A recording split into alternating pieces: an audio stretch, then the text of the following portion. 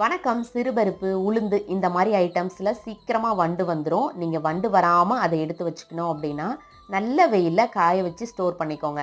Monthly once இந்த மாதிரி காய வச்சாலே போதுங்க, வண்டு வராமல் இருக்கும்.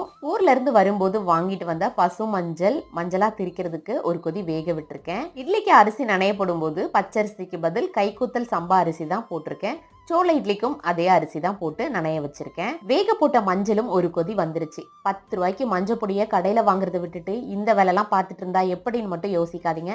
நம்ம கடையில வாங்குற மஞ்சள் பொடியே கிடையாதுங்க. முடிஞ்ச வரைக்கும் கடையில வாங்குற மஞ்சத்தூளை தவிர்த்துக்கோங்க. நம்மளுக்கு இந்த மாதிரி மஞ்சள் கிடைக்கும் போது அதை வாங்கி மஞ்சள் பொடியா திரிச்சு வச்சுக்கோங்க.